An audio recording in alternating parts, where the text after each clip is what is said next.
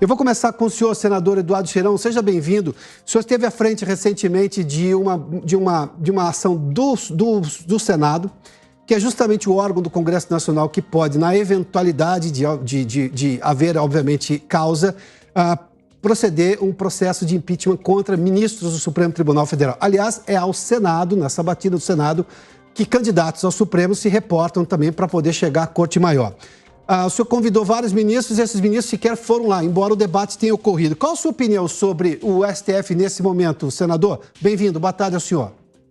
Muitíssimo boa tarde, Adalberto, todos os convidados aqui ilustres, na presença, eu cumprimento a todos o doutor Ivan Sartori, que inclusive esteve presente, se mobilizou para estar em Brasília, participando de um desses momentos onde discutimos ativismo judicial na Comissão de Controle e Fiscalização do Senado, e os ministros do STF não apareceram, nem o senhor Alexandre de Moraes, nem o ministro também Luiz Roberto Barroso. Né? Parece que os ministros preferem, em vez de atravessar a Praça dos Três Poderes e vir ao Senado Federal, debater com a sociedade, dialogar pela democracia com a sociedade brasileira, que está incomodada, esses números comprovam, eles preferem ir ao exterior, fazer palestras políticas e falar mal do Brasil, inclusive. Então, esses números, eles parecem um pouco contraditórios, Adalberto, você tem razão. Eu tive acesso aqui, foi amplamente divulgado essa pesquisa da Quest em junho, outro dado que mostra como o brasileiro está extremamente decepcionado com a nossa Suprema Corte. Olha só, não confia na Suprema Corte do Brasil, no STF, 33% naquela pesquisa de junho. E confia pouco no Supremo Tribunal Federal, 45%. Ou seja, se você juntar os que não confiam e os que confiam pouco, você tem 78% da população. Quase 80% da população na pesquisa do Datafolha. Que, diga-se de passagem, um Datafolha que, particularmente, eu não estaria conversando aqui, dialogando com vocês, se fosse por esse instituto de pesquisa, o que ele preconizou na véspera da minha eleição em 2018. Uma diferença de 10 pontos aí do Eunício Oliveira, que era o presidente do Senado na época e que deu ele praticamente como eleito.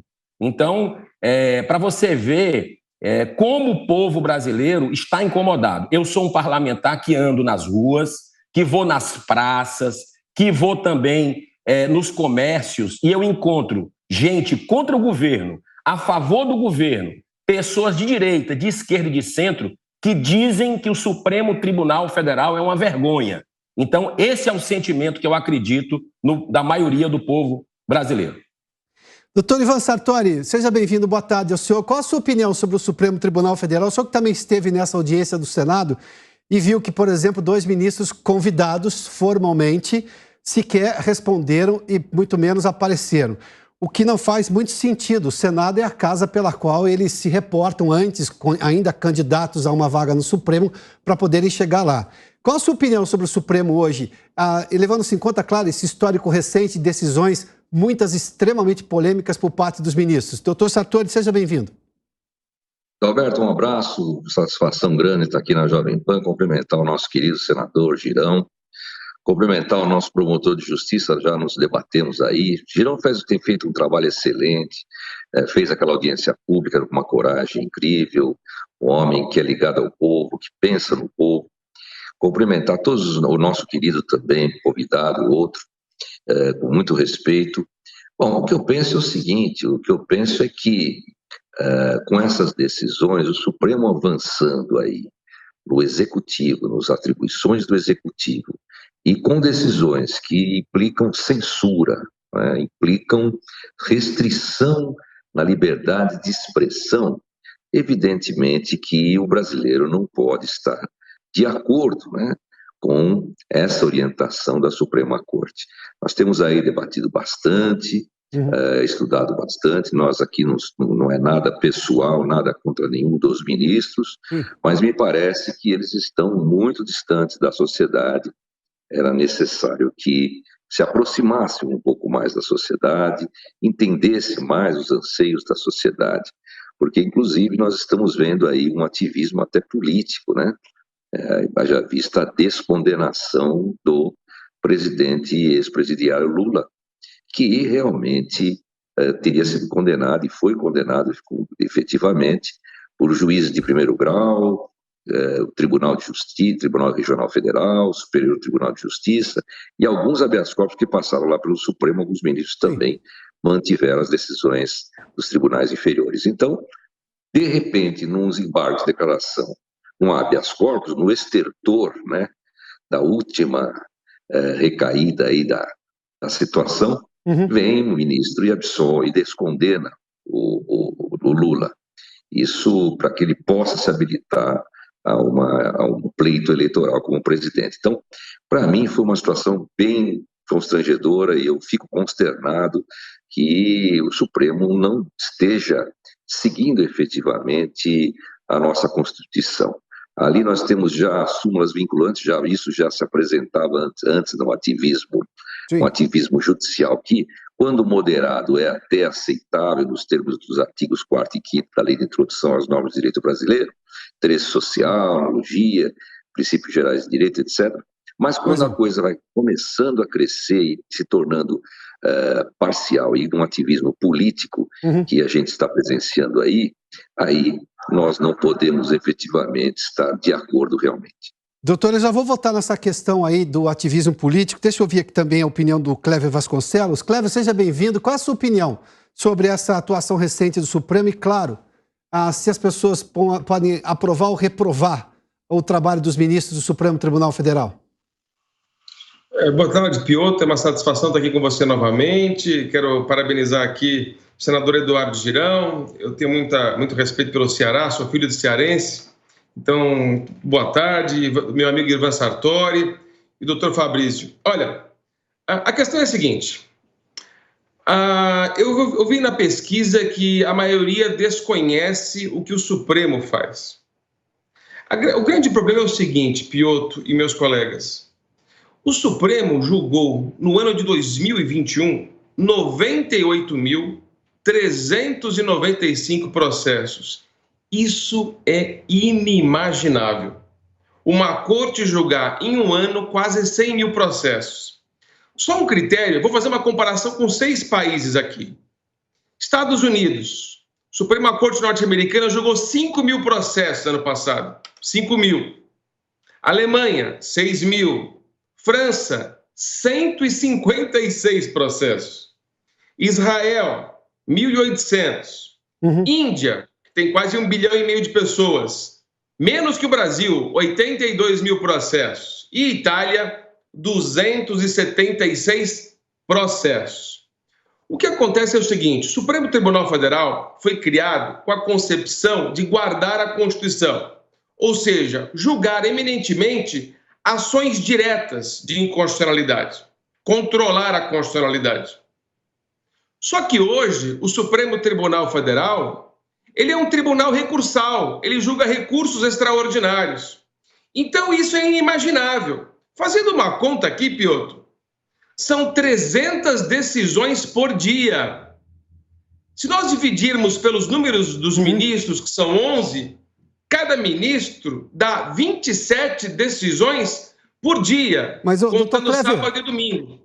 Só um questionamento. Os próprios ministros não estão aceitando casos que eles deveriam dizer, olha, este é um assunto da Câmara, este é um assunto do Senado, este é um assunto que vai ser julgado na outra instância, eu não tenho que participar disso. Eu não estou tendo, por parte dos próprios ministros, não, pode vir aqui, decidimos até, briga de bater figurinha, porque parece que os ministros gostam desse protagonismo.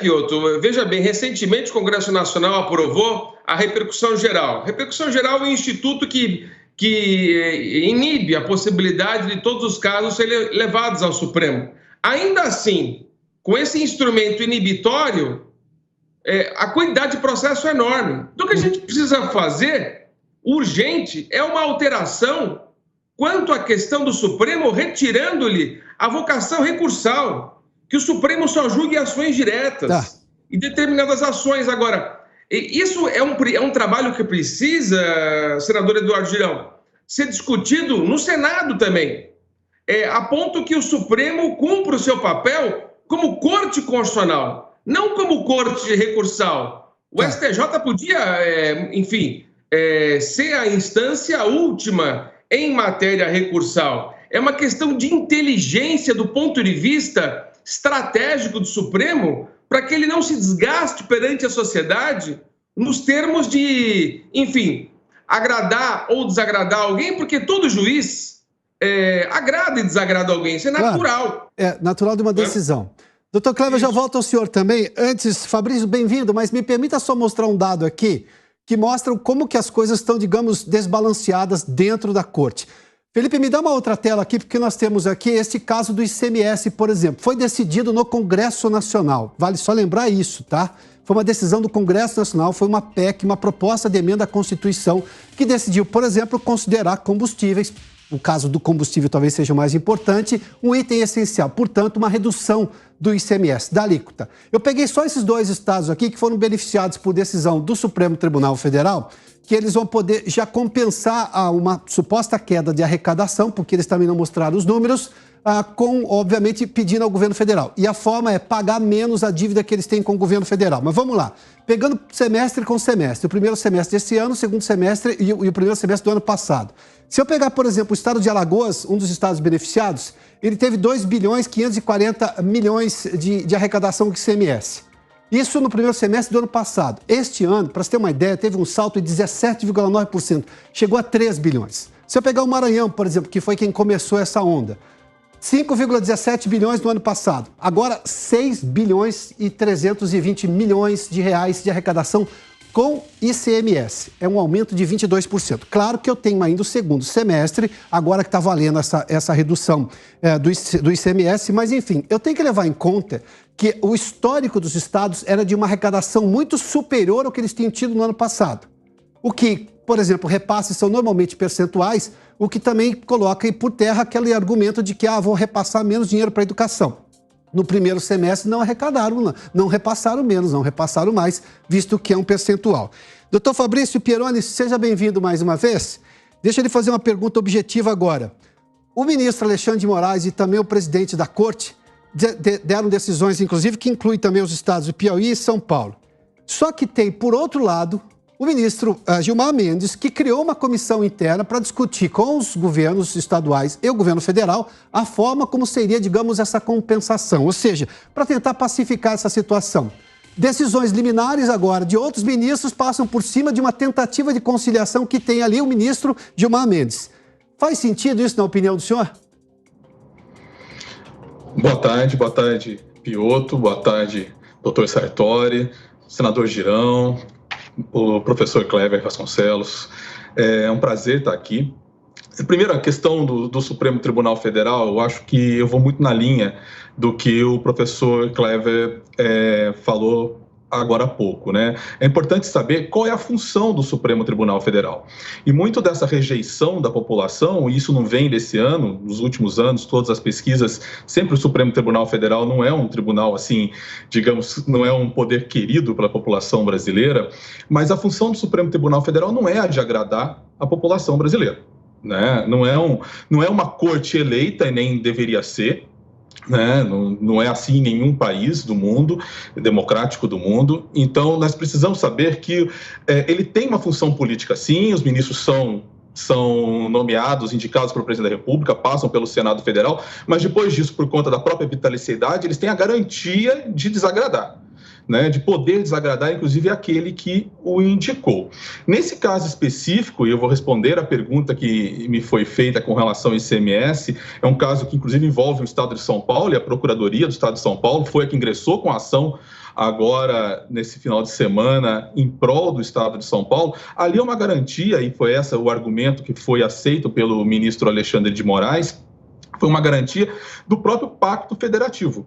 A Lei Complementar 194, que é essa lei da redução dos combustíveis, ela prevê uma compensação Compensação essa que será feita com cálculo no próximo ano, em 2023. Sim. O que os estados argumentam com relação a isso é que as despesas do estado não tem que ser feitas em 2023, são feitas agora. Se houver uma redução, e essa redução tem que ser comprovada, a decisão do ministro Alexandre de Moraes fala isso, a comprovação da redução de arrecadação em relação aos meses anteriores, né, em relação ao ano passado, tem que ser comprovado isso e é abatido da dívida com a União.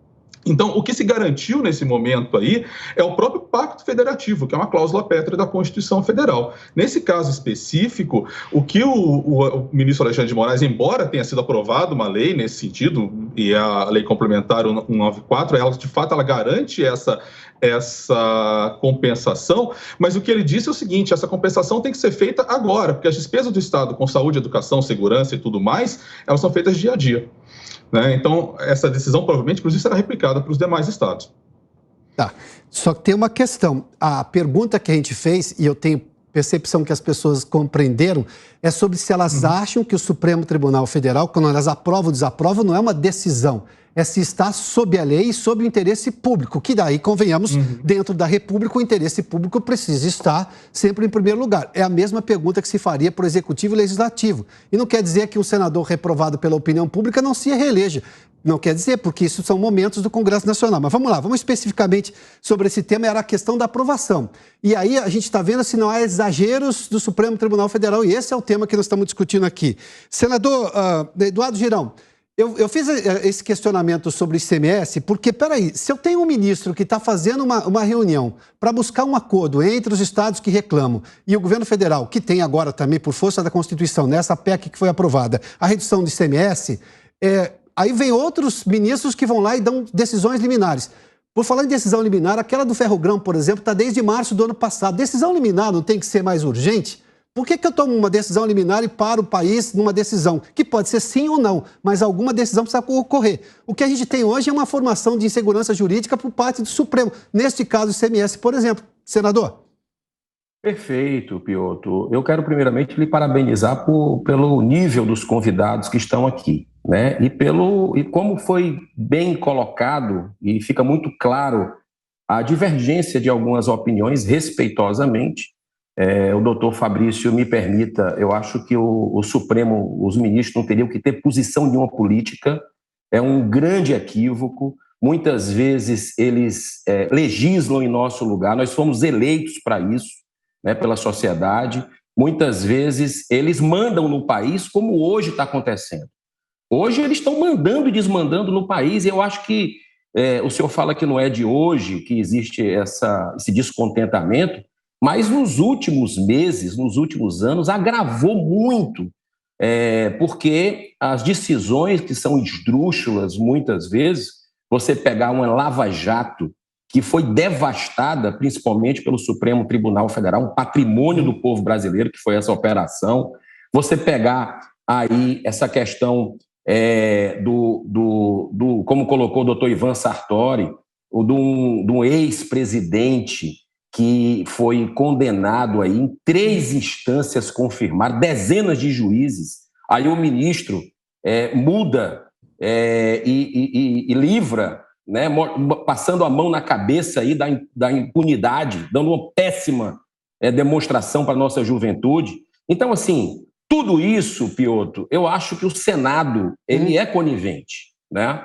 Eu quero fazer aqui essa meia-culpa. Eu tenho batido nessa tecla, espero que os nossos senadores, colegas, acordem com relação a isso, nem que seja a população trocando alguns senadores. Eu acho que o momento é esse, porque você tem lá no Senado, por exemplo, uma PEC do Oriovisto Guimarães, que é um senador pelo Paraná, que disciplina esses pedidos de vista, né? Coloca aí prazos para voltarem, porque ficam sentados anos, né? Essa questão aí de certas situações que vai prescrevendo o crime, é uma vergonha o que tem acontecido. Eu não quero nem entrar aqui, Piotr, na questão das lagostas, dos vinhos premiados que eles exigem em editais, um tapa na cara da sociedade, que passa dificuldade enquanto a gente está aqui conversando. Eu não quero falar das esposas dos ministros que viajam ao bel prazer junto com eles, matérias que saíram recentemente. nem das faltas ao Senado Federal, né? Não dá nem satisfação ao Senado Federal, que quer dialogar pela democracia.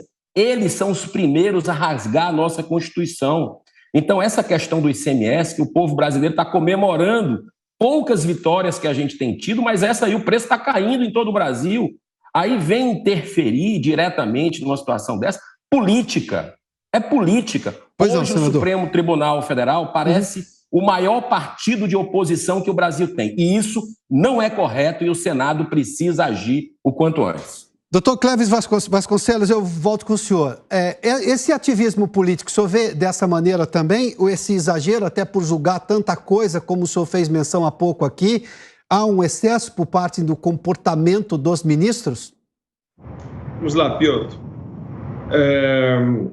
O critério de investidura do Supremo Tribunal Federal é um critério de investidura político, que o presidente escolhe o ministro que mais lhe agrada. E o Senado Federal aprova ou reprova. O Senado Federal, costumeiramente, não reprova, aprova. Nós temos críticas, eu vejo que as críticas, muitas vezes, são críticas do ponto de vista ideológico. Isso já aconteceu há muito tempo atrás. Vamos pegar o ministro Nelson Jobim, que foi deputado federal. Nós tivemos aí outros ministros que tiveram influência política. E naquela época nada se falava muito pouco. E por que hoje se fala muito? Porque o Supremo Tribunal Federal virou uma pauta ideológica. Uma pauta ideológica, por quê? Porque muitas vezes o Congresso Nacional deveria agir do ponto de vista legislativo e fazer normas que não dessem margem de interpretação ao Supremo Tribunal Federal. O positivismo, a ideia da legislação positivada, sim, dá muito mais segurança jurídica do que a interpretação do Supremo Tribunal Federal. Portanto, uma das responsabilidades por essas decisões, muitas vezes que agradam ou desagradam determinados setores, é porque a legislação não é clara a respeito daquele determinado assunto. Portanto, esse ativismo, se é que acontece num caso pontual ou no outro, seria melhor corrigido se o Congresso Nacional desse a sua contribuição legislativa, por exemplo, para disciplinar determinados pontos que não colocassem nas mãos do Supremo Tribunal Federal.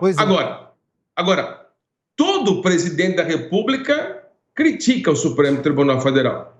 Mas na hora de nomear os ministros, nomeia os ministros conforme a sua convicção ideológica.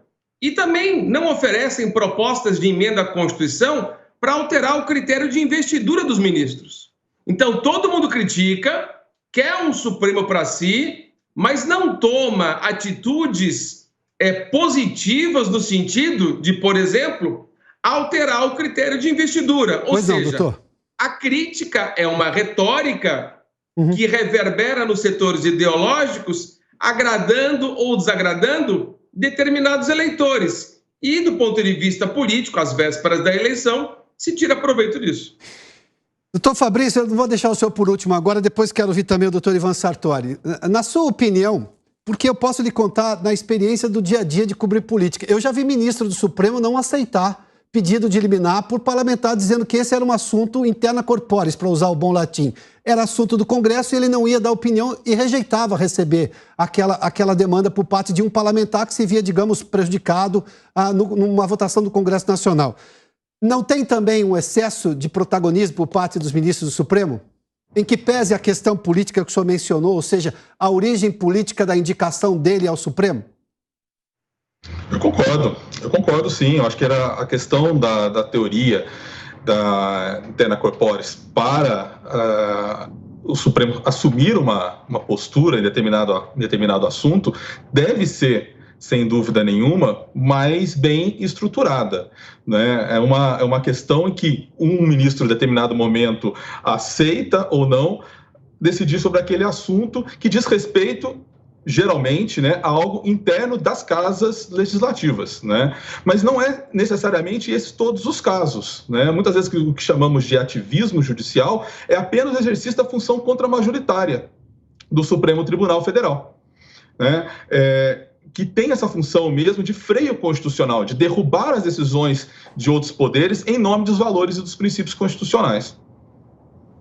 Agora são 3 horas e 28 minutos. Doutor Ivan Sartori, eu vou para o questionamento último para o senhor, porque nós temos alguns partidos que recorrem ao Supremo com frequência e com uma frequência estatística estonteante sempre conseguem uma liminar de algum ministro do Supremo. Isso não lhe chama atenção, porque eu vou insistir, na minha cobertura de política, eu já vi vários ministros do Supremo, num Supremo de outra formação, dizer o seguinte: não, isso não é um assunto do Supremo, é o Congresso que tem que resolver. Bom, voltava a demanda para o Congresso tinha que resolver. Esse protagonismo não está exagerado? Os próprios ministros não aceitam coisas que, em tese, poderiam negar naquele primeiro momento? Olha, eu quero realmente, como disse o doutor Fabrício, o Supremo não tem... A função do Supremo não é agradar a população efetivamente, e nós não estamos nem avaliando a questão de o Supremo agradar ou não, ou decidir determinada causa assim ou assado. O que nós estamos avaliando é a atuação geral do Supremo, que vem fugindo efetivamente das linhas da Constituição. Então a gente não consegue, por exemplo, entender aquela prisão, por exemplo, do deputado Daniel Silveira, por exemplo. Ou então uma tornozeleira que foi colocada nesse mesmo deputado dentro da própria Câmara. Isso é uma ofensa gravíssima. Um deputado que tem imunidade parlamentar, um deputado que poderia efetivamente, no caso de abuso, até nem concordo com a forma como ele se expressou, mas havia todo o mecanismo necessário para que ele viesse então a responder à quebra do decoro parlamentar com a cassação do seu mandato lá dentro da casa, ou então também se entender que houve abuso e que o mandato, a imunidade do deputado tem limite dentro do exercício da sua função, embora a Constituição não diga nada, em qualquer situação, não há limite para o parlamentar. Ele tem imunidade plena pela Constituição, mas tem uma jurisprudência que flexibiliza isso. Mas aqui não, aqui foi uma coisa extrema. E o que a gente vê realmente é que nós temos 11 Supremos Tribunais Federais. O regimento interno do Supremo Tribunal Federal prestigia o colegiado. É só passar os olhos ali no regimento interno e você vê que ele prestigia o colegiado, mas não é o que vem acontecendo. Cada ministro decide de uma forma, cada ministro tem o seu entendimento, a sua Constituição, e a gente vê, por exemplo, um dos ministros, como você falou, Adalberto, marcando uma audiência que talvez possa solucionar a questão, sim, e outros ministros já passando por cima disso tudo e fazendo aquilo que acha melhor. Então, o que a gente está querendo colocar, sem demérito para nenhum deles, é que o Supremo não pode ter um ativismo político, ele não pode ser o meio utilizado, o instrumento da oposição para que a oposição governe. É o que está acontecendo. O Supremo vem sendo utilizado pela oposição para poder governar, para essa oposição poder governar. E o Supremo está aceitando essas demandas, quando, na verdade, nós sabemos que muitas delas, efetivamente, não estão na atribuição do Supremo. Então, existe aí quantas e quantas, já estamos quase em 200 de intervenções no Executivo de forma indevida, começando lá pela nomeação, pela indicação e nomeação do chefe da Polícia Federal, logo no início, o Ramagem.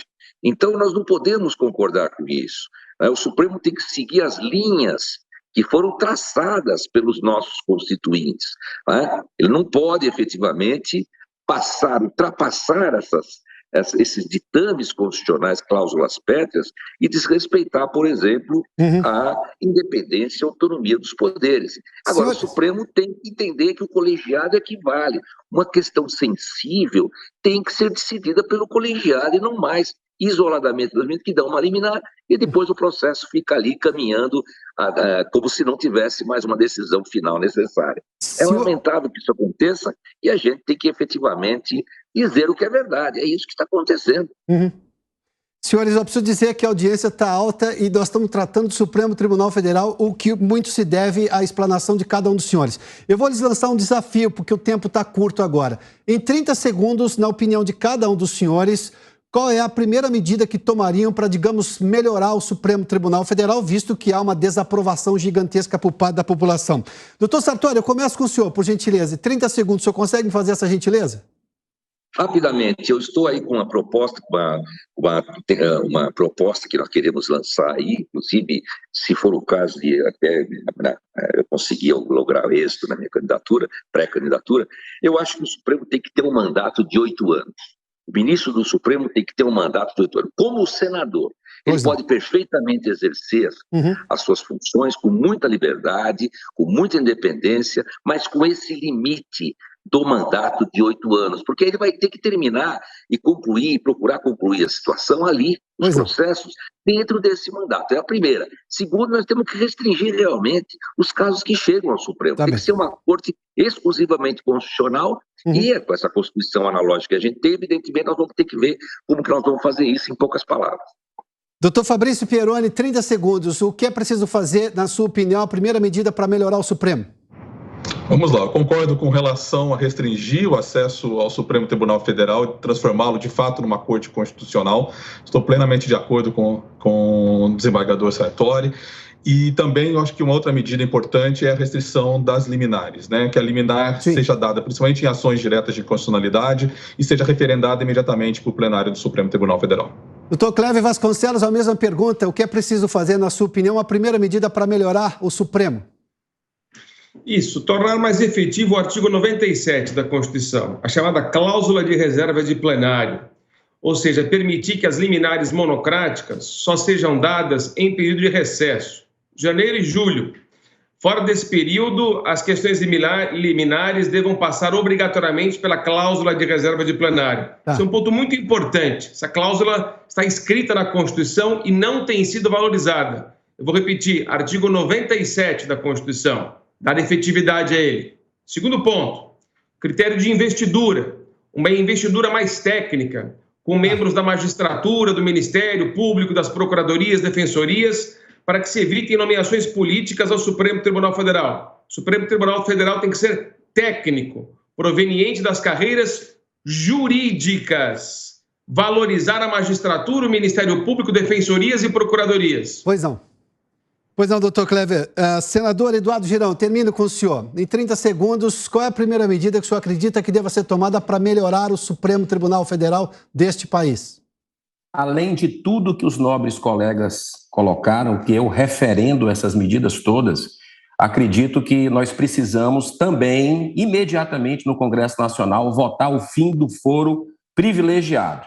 Tirar esse poder que o Supremo adora. Está aí a quantidade de processos que o doutor colocou, e partir para algo mais técnico, processo de escolha dos ministros de forma técnica, meritocracia, mandato para os ministros, e a gente finalmente votar também essa questão da prisão em segunda instância, que o Supremo tomou 2 decisões em menos de 10 anos, que deixou a população toda desguarnecida com relação ao enfrentamento da corrupção e da impunidade.